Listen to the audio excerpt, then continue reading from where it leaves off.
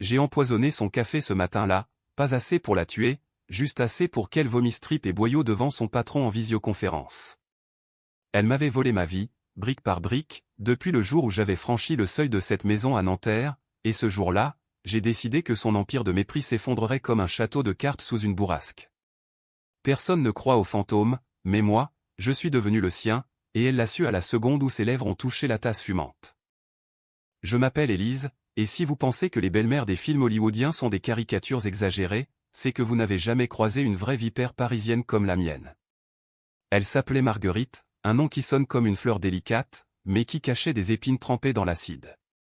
J'ai épousé son fils, Thomas, il y a 5 ans, dans une petite mairie du 16e arrondissement, sous un ciel de plomb qui aurait dû me mettre en garde. Thomas était charmant, un architecte aux épaules larges et au sourire qui effaçait les doutes. Mais Marguerite. Elle était là, dès le premier jour, avec son regard de basilic, scrutant ma robe comme si j'étais une tache sur son tapis persan. Tout a commencé innocemment, ou du moins c'est ce que je me disais pour ne pas hurler. Après le mariage, nous nous sommes installés dans son appartement haussmannien, un reliquat de son veuvage précoce. C'est pratique pour la famille, avait-elle roucoulé, en posant sa main manucurée sur mon bras. Pratique pour elle, oui. Thomas travaillait tard, et moi, fraîchement diplômé en littérature, je galérais à trouver un poste stable. Alors, par gratitude ou par faiblesse, j'ai accepté de donner un coup de main à la maison. Un coup de main qui s'est transformé en servitude. Les premiers mois, c'était des petites piqûres. Élise, chérie, tu pourrais repasser mes chemisiers. Les miens sont si froissés après la sèche-linge. Ou, n'oublie pas le thé à la menthe pour mon retour du bridge, exactement à 17h. Je souriais, je hochais la tête, parce que Thomas me serrait la main sous la table et murmurait, « Elle t'adore, tu sais. » Adore ? Plutôt qu'elle me testait, comme un chat qui gratte un nouveau meuble pour voir s'il saigne. Puis vinrent les absences calculées. Le jour où j'ai raté un entretien d'embauche parce qu'elle avait oublié de me rappeler que son coiffeur passait à la maison et que je devais l'accompagner, bien sûr. J'ai pleuré dans le métro, rentrant les mains vides, pendant qu'elle sirotait son champagne avec ses amis du quartier. Thomas ? Il haussait les épaules, maman est comme ça, elle ne pense qu'à elle.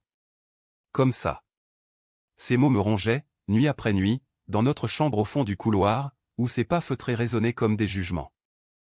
Mais le vrai basculement, ce fut l'hiver dernier, quand la grippe m'a cloué au lit.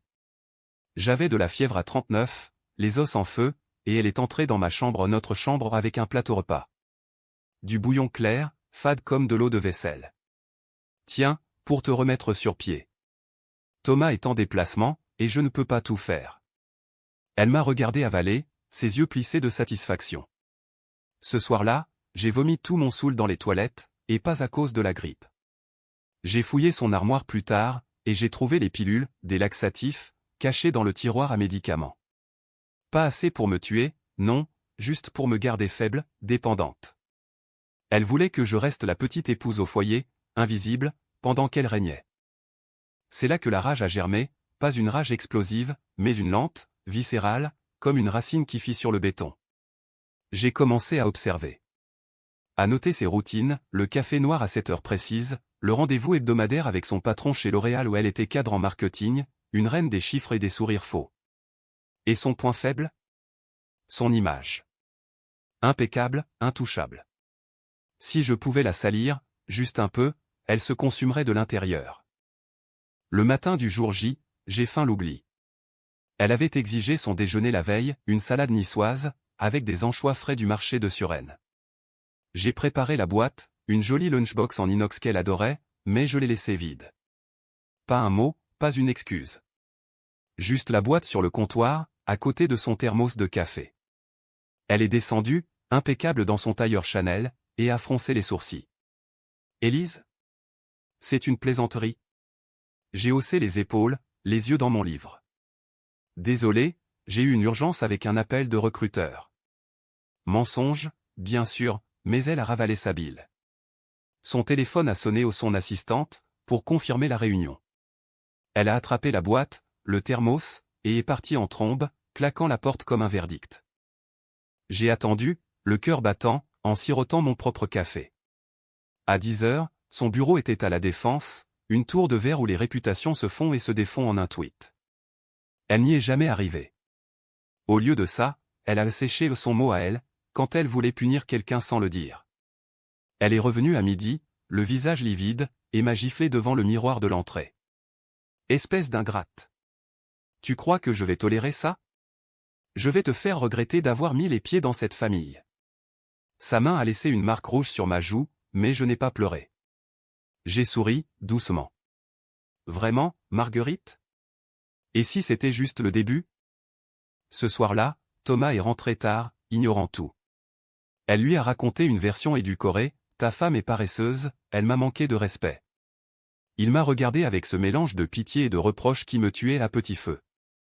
Élise, sérieusement? Maman compte sur toi. J'ai hoché la tête, avalé mes mots, mais intérieurement, le plan se dessinait. La boîte vide n'était qu'un appât. Le vrai hameçon, c'était le café empoisonné du lendemain. Je l'ai préparé à l'aube, dans la cuisine encore sombre, le soleil filtrant à peine par les volets mi-clos. Une pincée de laxatif en poudre, inodore, achetée en pharmacie sous prétexte de migraine.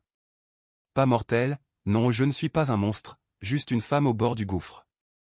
J'ai versé l'eau bouillante, ajouté le sucre comme elle l'aimait, 2 morceaux exacts. Le thermos attendait, ouvert comme une bouche affamée. Quand elle est descendue, elle a reniflé l'air, suspicieuse. « Qu'est-ce que tu fabriques si tôt ?» J'ai répondu d'une voix douce, « Ton café, pour te faire pardonner hier. » Je sais que j'ai été distraite. Ses yeux se sont plissés, mais la flatterie a fait son œuvre. Elle a bu, une gorgée, puis 2, avant de partir pour son rendez-vous mystère, une autre de ses absences punitives, pour me forcer à ruminer seule toute la journée. À 9h30, son portable a vibré sur la table. Un message de son assistante, « Madame, où êtes-vous ? La conf est dans 5 minutes. » Pas de réponse. À 10h, les nausées l'ont frappée, en pleine ligne RER, bondée de banlieusards. Elle a tenu jusqu'au bureau, mais là, en visioconférence avec le PDG, son estomac s'est rebellé. J'imagine la scène, elle, penchée sur son clavier, pâle comme un linge, puis le spasme, le vomi projeté sur l'écran, éclaboussant son chemisier blanc. Les rires étouffés, les regards en coin, et son humiliation, gravée à jamais dans les annales de L'Oréal. Elle est rentrée à 14h, titubante, les cheveux en désordre. Je l'attendais dans le salon, un verre de Perrier à la main. « Ça va, Marguerite ? Tu as l'air indisposée. » Elle m'a fixé, les yeux injectés de sang, et pour la première fois, j'y ai vu de la peur. Pas de la colère, non, de la peur pure, animale. « Qu'est-ce que tu m'as fait ?» a-t-elle murmuré, s'effondrant sur le canapé. J'ai approché, lentement, et j'ai posé ma main sur son front moite. « Rien que tu ne m'aies fait, 100 fois. » La boîte vide était un avertissement. Le café? Une leçon. Si tu continues à me pourrir la vie, je te pourrirai l'âme. Thomas est arrivé plus tard, alerté par son appel larmoyant. Elle lui a tout déballé, en sanglots théâtraux, intoxication alimentaire, probablement la salade de la veille. Il m'a prise à part dans la cuisine, les traits tirés. « Élise, qu'est-ce qui se passe? » Maman est dévastée. J'ai failli craquer, lui avouer tout, mais au lieu de ça, j'ai fondu en larmes. Elle me déteste, Thomas. Elle veut me briser. Il m'a serré contre lui, murmurant des excuses, et pour un instant, j'ai cru que c'était fini. Mais non. La nuit venue, seule dans le lit pendant qu'il veillait sur elle, j'ai entendu ses pas dans le couloir. Elle s'est arrêtée devant ma porte, et j'ai su, la guerre était déclarée. Les jours suivants ont été un balai de silence coupant. Elle évitait mon regard, mais ses yeux me suivaient partout, comme des ombres. Elle a repris le travail, mais avec des cernes qui trahissaient ses nuits blanches. Moi? J'ai postulé à des jobs, enfin, avec une énergie nouvelle, celle de la revanche. Thomas oscillait, inconscient du poison qui rongeait notre trio. Et moi, je creusais plus profond, planifiant le prochain coup. Parce que la boîte vide n'était que le premier chapitre. La vraie histoire, c'était de la faire imploser de l'intérieur, de lui montrer que son contrôle n'était qu'une illusion fragile. La peur est une drôle de chose, elle commence comme un frisson dans la nuque, puis elle s'installe, lourde, comme un locataire indésirable qui refuse de payer le loyer. Chez Marguerite, elle s'est muée en paranoïa. Elle vérifiait maintenant son café 2 fois, reniflait son assiette avant chaque bouchée, et rangeait ses pilules sous clé. Pour ma santé, disait-elle à Thomas, avec un sourire forcé qui ne dupait personne. Moi, je jouais l'innocente, la bru repentante, cuisinant des dîners pantagruéliques où chaque ingrédient était une arme potentielle.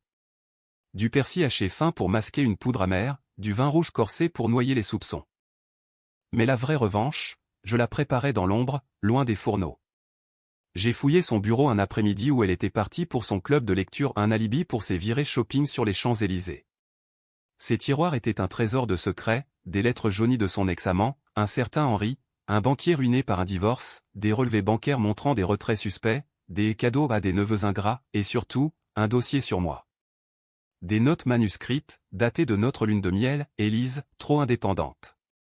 Risque de voler Thomas. À surveiller. À surveiller. Comme un criminel en sursis. J'ai photocopié tout ça, discrètement, dans une cybercafé de Levallois-Perret, en payant en espèces pour ne laisser aucune trace. Puis j'ai attendu. Le premier coup est venu par mail anonyme, envoyé depuis une adresse jetable. Chère Marguerite, saviez-vous qu'Henri parle encore de vous? Il a des photos. Intéressantes. Demandez-lui le 15 juin 2018, à Deauville. J'ai joint une image floue, recadrée d'une de ses lettres, elle en bikini, riant sur une plage, mais avec un homme dont le visage était pixelisé. Juste assez pour titiller, pour la faire douter. Elle a reçu le mail pendant un déjeuner d'affaires, et j'ai vu son téléphone vibrer sur la table du salon quand elle est rentrée. Son visage s'est décomposé, un instant, avant qu'elle ne se reprenne. Ce soir-là, elle a fouillé la maison, renversant les coussins, inspectant les poubelles. Thomas l'a trouvée ainsi, hagarde. « Maman, qu'est-ce qui t'arrive ?» Elle a balbutié quelque chose sur un spam, mais ses mains tremblaient en tenant son verre de chardonnay. Mon deuxième coup a visé plus bas, l'argent. J'ai contacté un notaire discret, un ami d'un ami de la fac, et j'ai vérifié les titres de propriété. L'appartement n'était pas à elle seule, Thomas en avait une part, héritage de son père. Mais elle avait emprunté à son compte, pour ses folies, une croisière en Méditerranée, des bijoux chez Cartier. J'ai rédigé un faux relevé bancaire, montrant un découvert abyssal, et je l'ai glissé dans son sac, sous une pile de factures. Quand elle l'a découvert, en pleine file d'attente à la banque de Neuilly, elle a failli s'évanouir. Un appel paniqué à Thomas, « Fils, il y a une erreur. Nos économies. » Il a vérifié, bien sûr, et tout était nickel. Mais le doute s'était planté, comme une écharde. Je sentais le pouvoir changer de main. Avant, c'était elle qui dictait les règles, « Élise, porte cette robe, elle te fait moins vulgaire. » Maintenant, je choisissais les menus, je décidais des invités. J'ai invité ma sœur, Camille, pour un dîner, et Marguerite a dû sourire, servir le vin, feindre l'affection. Camille, avec son franc-parler marseillais, a percuté direct, « Dis donc, belle maman, t'as une mine de déterré. La vie parisienne qui te ronge ?» Marguerite a ri, un rire forcé comme un hoquet, mais ses yeux m'ont transpercé, « Tu es derrière ça. » La nuit, je ne dormais plus. Pas par peur, mais par excitation. Thomas me touchait moins, absorbé par ses chantiers à Versailles, mais quand il le faisait, c'était avec une tendresse qui me rappelait pourquoi je me battais. Pour nous, pour un futur sans son ombre. Pourtant, la culpabilité rôdait, un murmure, « Et si tu vas trop loin ?» Je l'étouffais avec des souvenirs, la fois où elle avait accidentellement renversé mon CV dans le lavabo, noyant mes rêves d'emploi, ou quand elle avait convaincu Thomas que mon humeur était due à une dépression, me forçant à avaler des antidépresseurs inutiles. Le climax du mois s'est produit lors d'une réception familiale, chez sa sœur à Boulogne-Billancourt. Toute la parenté, tante bavarde, cousin snob, et Marguerite en robe fourreau, reine incontestée. J'ai apporté un gâteau, un opéra maison, fourré à la crème. Mais dans la crème, une dose infime d'un émétique naturel de l'IPK en poudre, acheté en herboristerie comme remède digestif. Juste pour elle, dans sa part. Elle a mordu dedans, devant tout le monde, et 10 minutes plus tard, elle courait aux toilettes, secouée de haut le cœur. Les invités ont chuchoté, « Mon Dieu, Marguerite, c'est l'âge ?» Sa sœur a lancé, « Ou le stress du boulot. » Tu abuses, ma chérie. De retour à la maison, elle m'a coincé dans la cuisine, la voix basse, venimeuse. Arrête ça tout de suite, Élise. Je sais que c'est toi. Si tu continues, je te jure que je te détruis. J'ai ri, doucement, en essuyant le plan de travail. Me détruire ? Tu l'as déjà fait. Mais moi, je reconstruis. Sur tes ruines. Elle a reculé, heurtant l'îlot central, et pour la première fois, j'ai vu des larmes pas de rage, mais de terreur. Elle, la femme qui avait élevé un fils en le modelant à son image, se retrouvait nue, vulnérable. Thomas a remarqué le changement. Maman est bizarre ces temps-ci. Plus distante. Je hochais la tête, compatissante. Peut-être qu'elle réalise qu'elle ne contrôle pas tout. Il m'a embrassé, et j'ai goûté la victoire, amère comme du café refroidi. Mais la paranoïa de Marguerite grandissait. Elle a installé une caméra dans le salon haut pour la sécurité, a-t-elle dit. J'en ai ri intérieurement, plus Dieu pour moi, plus de jeu. Bientôt, j'ai passé à l'étape suivante, les rumeurs. Un appel anonyme à son club de bridge, feignant la voix d'une vieille amie, Marguerite. C'est Sophie. J'ai entendu des choses sur Henri. Était emprunt à la famille. Attention, les langues se délient. Les cartes ont volé ce soir-là, paraît-il. Elle est rentrée tôt, les lèvres pincées, et s'est enfermée dans sa chambre. J'ai entendu les sanglots à travers la cloison, étouffés mais réels. Mon cœur s'est serré à un instant de doute. Était-ce de la justice, ou juste de la cruauté? Pourtant, je n'ai pas arrêté. La boîte vide avait ouvert les vannes, maintenant, c'était un torrent. Et au milieu, moi, Élise, la petite bru effacée, devenait la architecte de sa chute. Mais les ombres s'allongeaient, et je sentais que le mien arrivait aussi. Paris en automne est une traîtresse, les feuilles rougissent comme des joues fiévreuses, mais le vent porte déjà l'odeur de la pluie froide qui vous glace les os. C'est dans ce décor que ma revanche a pris une tournure plus sombre, plus intime. Marguerite, autrefois si altière, marchait maintenant voûtée, ses escarpins claquant moins fort sur le parquet ciré. Elle évitait les miroirs, ou du moins, elle s'y attardait moins, cherchant en vain la femme qu'elle avait été. Moi, je me surprenais à me maquiller plus, à choisir des robes qui soulignaient mes courbes, comme pour affirmer, je vis, et toi, tu meurs à petit feu. Le vrai tournant a eu lieu quand j'ai découvert son journal. Pas un carnet banal, non un cahier relié cuir, caché sous une latte du plancher dans sa chambre. J'y suis entré un midi, prétextant un mal de tête pour m'allonger. Thomas était sur site, elle au bureau. Les pages jaunies racontaient une vie de regret, la mort de son mari, un accident de voiture qu'elle blâmait secrètement sur elle-même, l'éducation de Thomas, qu'elle avait modelé en tyran domestique pour le garder près d'elle, et moi, Élise, l'intruse qui vole mon fils. Mais entre les lignes, un aveu, elle avait saboté mon premier job, un stage chez Gallimard, en passant un appel anonyme à mon superviseur. Une fille instable, sujette à des crises. Instable. Le mot m'a brûlé comme de l'acide. J'ai photocopié des extraits, et cette fois, je n'ai pas envoyé de mail. J'ai attendu une occasion, le dîner d'anniversaire de Thomas, au restaurant Le Procope, ce bastion historique du 6e où les fantômes de Voltaire veillent sur les intrigues amoureuses. Toute la famille était là, champagne qui pétille, rire forcé. J'ai glissé une page du journal dans le menu de Marguerite, plié comme un marque-page. Lis ça, et souviens-toi qui tu es vraiment, y avais-je noté de ma main. Elle l'a vu en commandant le foie gras. Ses doigts ont tremblé, froissant le papier, et son visage a blanchi sous le phare. Qu'est-ce que, a-t-elle murmuré? Je l'ai regardé, de l'autre bout de la table, un sourire innocent aux lèvres. Thomas a levé son verre, à nous. Mais elle n'a pas trinqué. Elle s'est levée abruptement, prétextant une migraine, et s'est ruée aux toilettes. Quand elle est revenue, ses yeux étaient rougis, et elle m'a fixé avec une haine qui aurait pu incendier la salle. De retour à la maison, l'explosion a eu lieu. Thomas dormait, ivre de joie et de vin, quand elle a défoncé la porte de notre chambre. Salope! C'est toi, hein? Tu fouilles mes affaires, tu me tourmentes. Sa voix était un cri étouffé, pour ne pas réveiller son précieux fils. Je me suis redressé, nu sous les draps, et j'ai répondu calmement, et toi? Tu as fouillé ma vie depuis le premier jour. Le journal dit tout, Marguerite. Ton petit jeu est fini. Elle s'est approchée, menaçante, mais ses poings sont restés serrés, impuissants. Si Thomas l'apprend, a-t-elle sifflé? J'ai ri, apprendre quoi? Que sa mère est une manipulatrice qui a failli ruiner sa femme. Ou que tu as peur de le perdre? Elle s'est effondrée sur le bord du lit, les épaules secouées. Pour la première fois, j'ai vu la faille, pas la vipère, mais la femme brisée, veuve solitaire qui s'accrochait à son fils comme à une bouée. Pourquoi? Qu'est-ce que je t'ai fait, à part t'accueillir? Accueillir? J'ai listé, voix basse, les humiliations, les repas froids, les mensonges à Thomas, les pilules dans mon thé. Elle a nié, d'abord, puis admis en murmure, c'était pour te tester. Pour voir si tu étais digne. Digne d'elle, bien sûr. Pas de moi. Ce moment m'a ébranlé.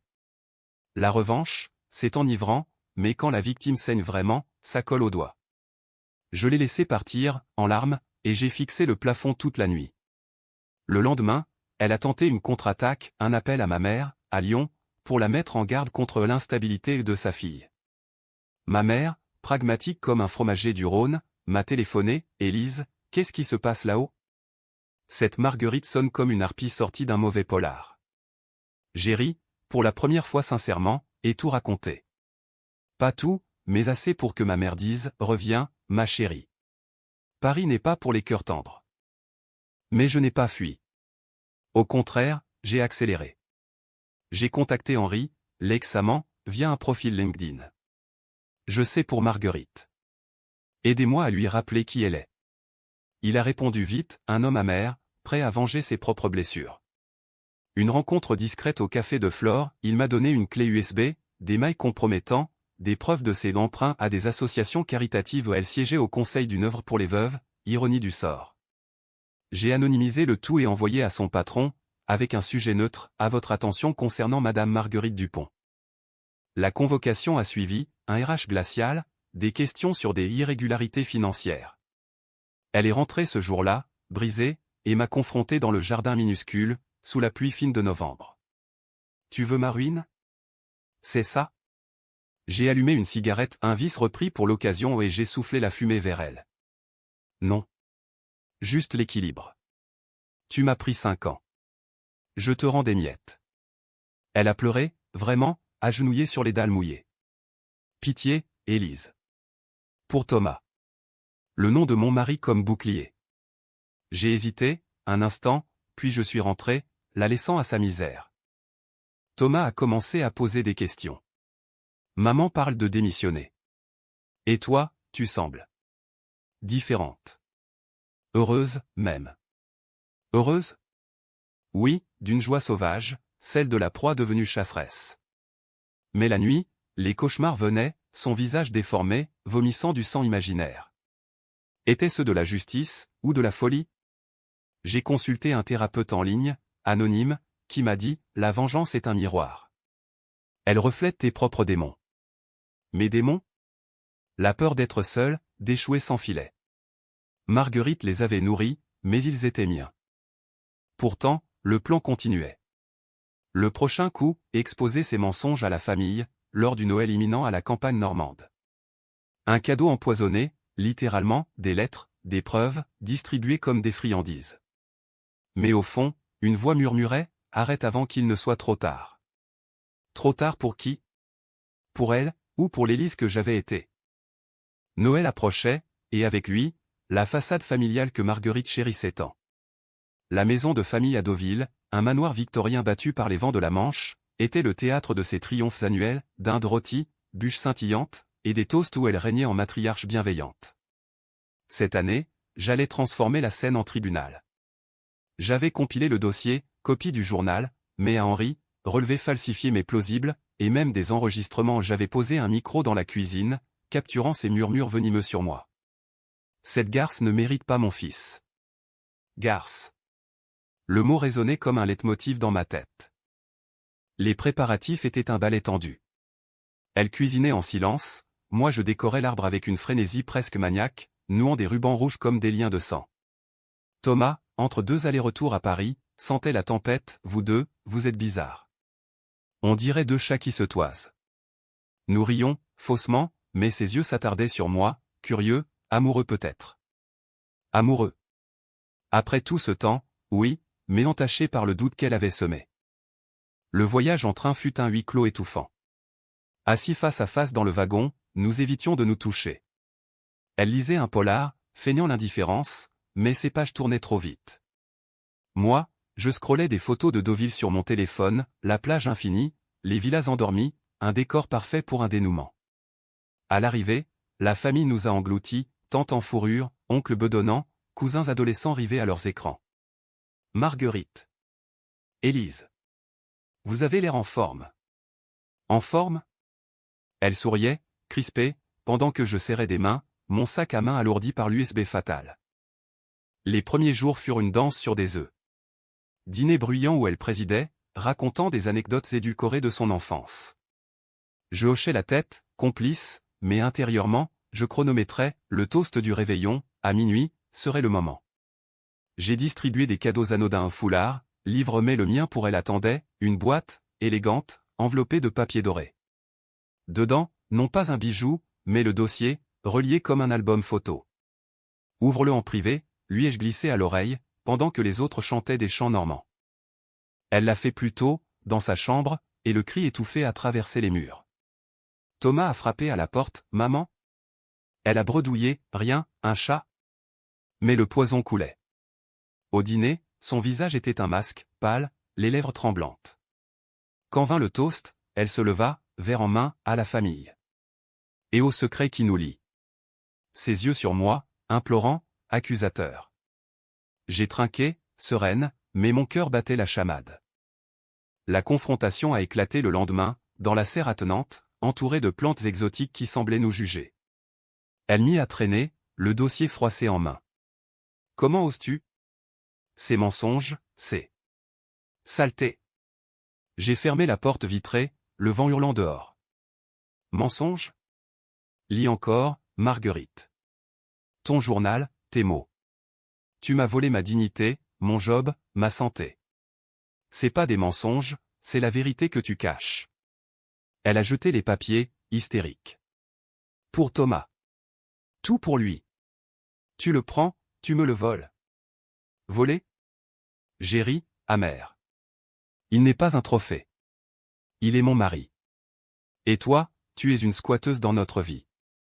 Ses larmes coulaient, chaudes sur le carrelage froid. Je suis seule, Élise. Depuis que son père est parti, je n'ai que lui. Seul. Le mot m'a frappé, écho de ma propre solitude pendant ces tyrannies.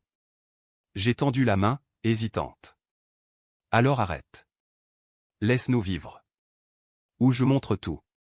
Elle a repoussé ma paume, mais sans force. Tu me étends? Haine?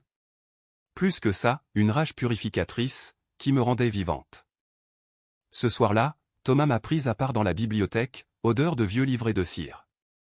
Élise, dis-moi la vérité. Maman pleure tout le temps. C'est à cause de toi. J'ai craqué, en partie. Elle m'a fait du mal, Thomas.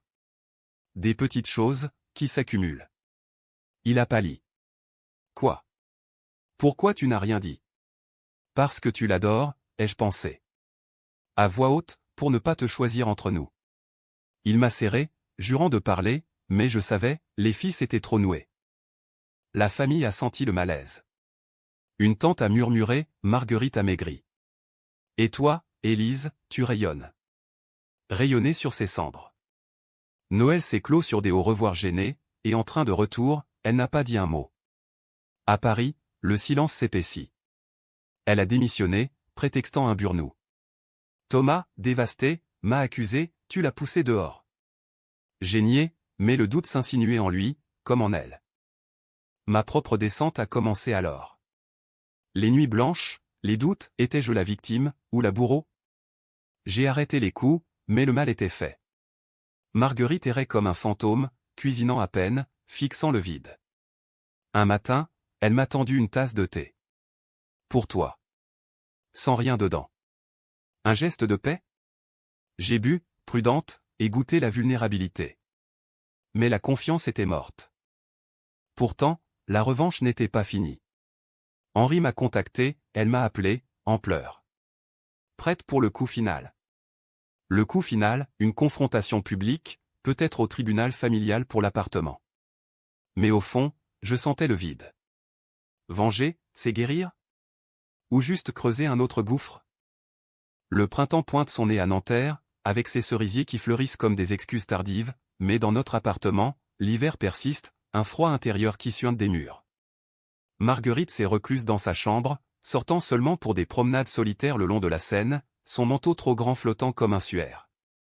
Thomas navigue entre nous, un funambule sur un fil effiloché, dîner tendu où il parle boulot pour combler les silences, nuit où il me touche avec une urgence désespérée, comme pour ancrer quelque chose de solide. Moi, je marche sur des œufs piégés, chaque pas un risque de déflagration. La trêve fragile a volé en éclats quand Henri a débarqué. Pas annoncé, non, il s'est pointé un après-midi pluvieux, sonné à l'interphone avec une voix rocailleuse, dit à Marguerite que son passé est là. Thomas était absent, et elle, en train de trier des vieux albums dans le salon. J'ai ouvert, curieuse, et là, un sexagénaire bedonnant en trench usé, les yeux rougis par la trahison. Où est-elle, a-t-il grogné. Je l'ai fait entrer, prétextant un colis, et elle est apparue, livide. Henri ? Qu'est-ce que... Il a sorti une enveloppe jaunie, des lettres, ces lettres, tachées de larmes séchées. Tu m'as ruiné, Marguerite. Pour ton honneur. Et maintenant, j'apprends pour tes magouilles. Élise m'a tout dit. Son regard sur moi, pure fureur. Toi ? Tu l'as appelé. J'ai haussé les épaules. Il méritait la vérité. Comme toi. La scène s'est muée en pugilat verbal, il l'accusait de l'avoir largué pour couvrir ses dettes, elle hurlait qu'il était un parasite. Thomas est rentré au milieu, pétrifié. Qu'est-ce qui se passe ici ? Henri a tout déballé, l'adultère, les fonds détournés, et mon rôle de catalyseur. Thomas m'a fixé, trahi. Élise. C'est vrai ? Tu as manigancé ça ? La nuit a été un carnage. Il a dormi sur le canapé, elle dans sa chambre, moi seul avec mes démons. Le matin, il m'a confronté, explique. J'ai tout vomi, les pilules, les sabotages, la boîte vide comme étincelle. Il a écouté, blême, puis, pourquoi ne pas m'en avoir parlé ? On est une équipe. Une équipe ? Tu la défendais toujours. J'étais seul contre vous deux. Il a pleuré, pour la première fois, admettant, j'étais aveugle. Désolé. Mais le mal était fait, la graine du soupçon plantée. Marguerite a contre-attaqué, bien sûr. Une lettre à Thomas, larmoyante, ta femme est toxique. Elle veut nous séparer. Il l'a lu en ma présence, et déchiré. Assez, maman. C'est fini, tes jeux. Elle s'est effondrée, suppliante, fils, écoute-moi. Mais il a tourné les talons, me serrant la main. Victoire ? Amercu, oui. Elle a fait une tentative, des valises bouclées, direction un hôtel à Saint-Germain. Je pars. Pour votre bien. Thomas l'a retenu, en larmes, non, on va en thérapie. Tous les trois. La thérapie. Un cabinet anonyme près de l'opéra, avec une psy aux lunettes rondes qui disséquait nos âmes comme un scalpel. Première séance, silence pesant, accusation voilée. Marguerite, Élise m'a empoisonné. Moi, et toi, tu m'as drogué. La psy hochait la tête, la douleur appelle la douleur. Qui brise le cycle ? Thomas, muet, serrait ma main. Séance suivante, aveu. Elle admet les pilules au par peur de te perdre, moi la boîte vide, le café. Pour me reclin. La psy, la vengeance n'efface pas la blessure. Elle l'approfondit. Pourtant, sous les mots, une connexion naissait.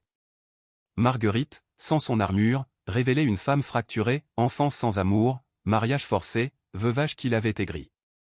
Moi, je parlais de mes rêves étouffés, de la rage contenue. Thomas pleurait, nous reliant. Un soir, après une séance, elle m'a offert un café vrai, sans poison. Trêve ? J'ai bu, et goûté la paix fragile. Mais les ombres persistaient. Henri a porté plainte, détournement mineur, mais assez pour un scandale. Le journal local en a parlé au cadre L'Oréal impliqué dans affaires familiales, et son réseau s'est refermé. Elle a perdu ses amis du bridge, son siège à l'œuvre. Seule avec nous, elle sombrait. Je sentais la culpabilité me ronger, avais-je gagné, ou créé un monstre pire ? Thomas et moi, nous nous rapprochions, dans l'intimité reconquise. Nuit passionnée, où le corps effaçait les mots. Mais un doute, et si elle contre-attaquait ? Une nuit, je l'ai surprise dans mon tiroir, fouillant mes pilules. Qu'est-ce que ?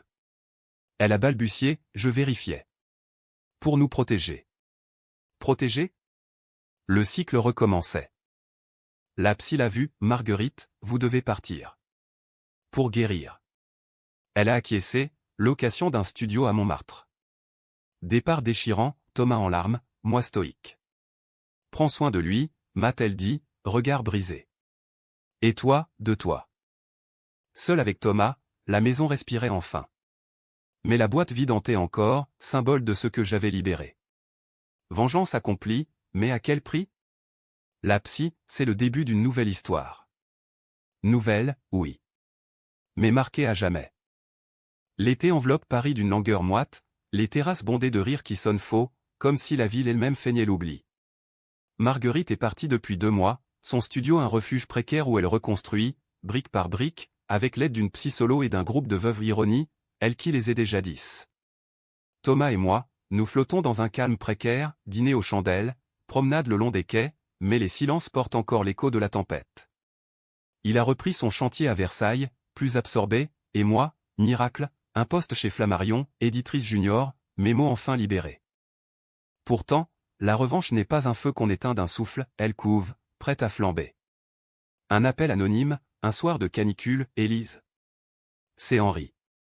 Elle prépare quelque chose. Des preuves contre toi. Preuves? J'ai ri, nerveuse. Comme quoi? Il a hésité, ton au poison. Elle a analysé le café, en secret. Et tes micros. Mon estomac s'est noué. Elle avait joué plus fin que je pensais. La confrontation finale s'est jouée non à la maison, mais chez elle, un soir où Thomas était à un dîner pro. J'ai sonné, essoufflé par les escaliers de la butte. Elle a ouvert, amaigrie, en robe de chambre fanée. Élise? Qu'est-ce que? Je suis entré, fermant la porte. Assez des jeux, Marguerite. Montre-moi. Elle a sorti une chemise, analyse toxicologique, enregistrement de mes murmures dans la cuisine. Tu croyais m'avoir? J'ai toujours un coup d'avance. Son sourire, tordu, victorieux. Mais j'avais mon atout, le journal complet, numérisé, envoyé à Thomas ce matin-là. Lisa, lui ai-je dit par téléphone avant de venir. Il savait tout, maintenant. J'ai sorti mon portable, un message de lui. Je viens. Et c'est fini. Elle a pâli. Non. Fils. La porte s'est ouverte, Thomas sur le seuil, très tiré. Maman. Élise. Asseyez-vous. La discussion a duré des heures, un purgatoire verbal. Lui, accusateur, vous m'avez tous les deux manipulé. Pourquoi? L'amour? Elle, en larmes, pour te garder. Moi, pour respirer. Il a écouté, puis tranché, je vous aime toutes les deux. Mais ça s'arrête. Maman, tu restes à Montmartre. Élise et moi, on recommence à zéro. Sans armes. Elle a acquiescé, brisée. Moi aussi, d'un signe. En sortant, sous les étoiles de la butte, Thomas m'a serré, pardon pour tout. Pardon? C'était le début. Des mois plus tard, une carte de Marguerite, joyeux Noël. Une nouvelle boîte, pleine cette fois. De paix. Dedans, des macarons de la durée. J'ai mangé, sans peur. La revanche? Un chapitre clos. La vraie histoire, survivre, aimer, s'enchaîne. Mais dans les nuits calmes, je me demande, la boîte vide était-elle punition, ou libération? Pour elle, pour moi. Paris murmure, indifférente, et nous avançons, cicatrices au soleil.